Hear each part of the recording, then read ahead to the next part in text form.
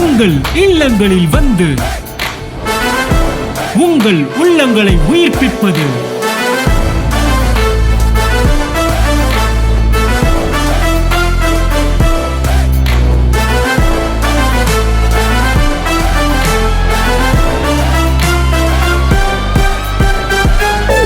உங்கள் channel DJ.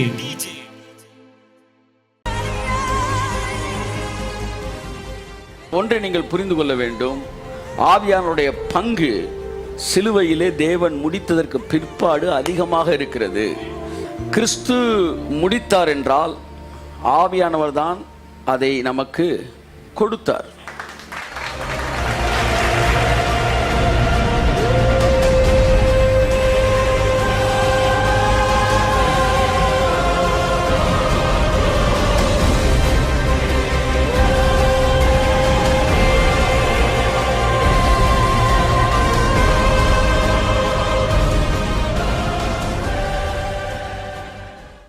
The role of Holy Spirit in Christians life என்கிற தலைப்பிலே உங்களோடு பேச நான் விரும்புகிறேன்.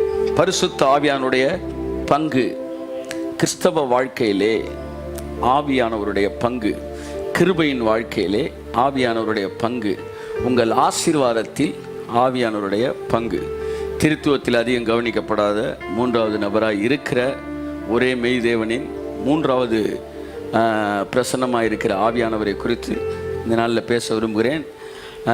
ஒரு 9 பாயிண்ட்ஸ், 9 பாயிண்ட் உங்கள்கிட்ட பேசலாம்னு நினைக்கிறேன். எத்தனை பேர் சந்தோஷமாக இருக்கிறீங்க? ஆமேன். 9 பாயிண்ட் கேட்பதற்கு ஆமேன் சொல்லுவோம். ஸோ கர்த்தர் நல்லவர்.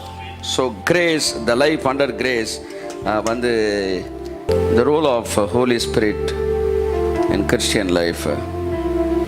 அதிகமாக கிருபைக்குள் இருக்கிறவர்களால் இக்னோர் பண்ணப்படுகிற ஒரு விஷயம் ஆவியானவருடைய பிரசன்னம், ஆவியானவருடைய வழிநடத்துதல், ஆவியானவருடைய மகிமை, ஆவியானவருடைய கிரியை, ஆவியானவருடைய செயல்பாடுகள், ஆவியானவருடைய ஆசீர்வாதங்கள், இவைகள்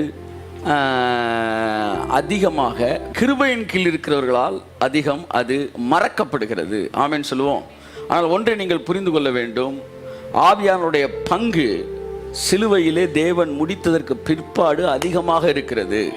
இன்னும் சிம்பிளாக சொன்னால், கிறிஸ்து முடித்தார் என்றால் ஆவியானவர் தான் அதை நமக்கு கொடுத்தார். So Christ has finished on cross. Holy spirit அவர் தான் அதை நமக்கு எடுத்துக்கொண்டு வருகிற தேவனாய் இருக்கிறார்.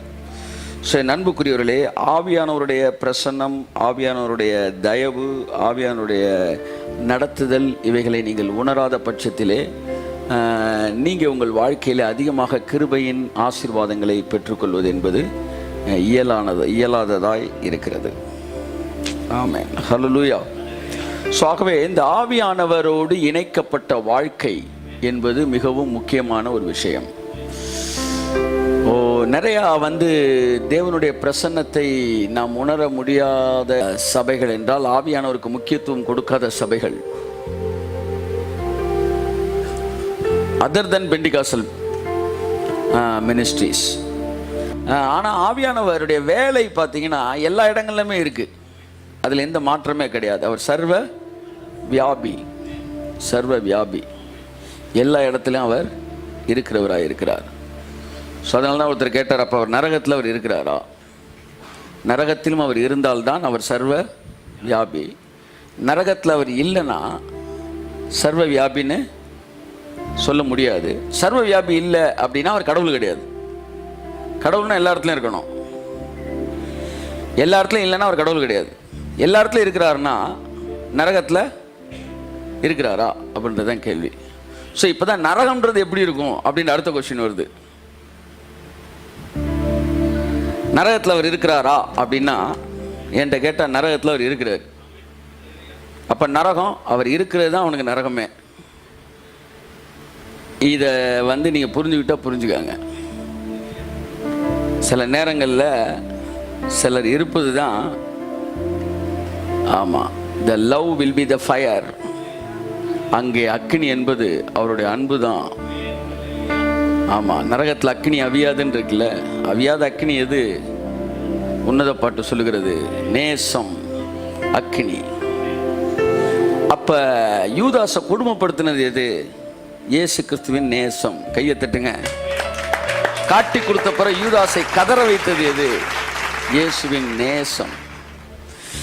பேதுருவுக்கு கன்சோலிங்கா இருந்த அதே நேசம் யூதாசுக்கு டார்ச்சரா இருந்துச்சு. ஆமா, நரகத்திலேயே ஒரு அன்பா தான் இருப்பாரு. ஆனா அந்த அன்பு தான் டார்ச்சரு. ஆமென்.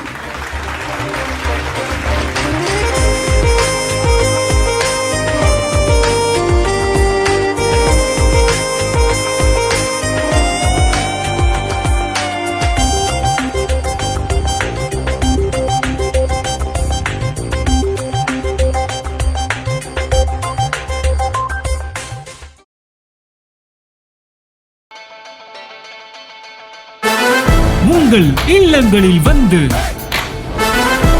உங்கள் உள்ளங்களை உயிர்ப்பிப்பது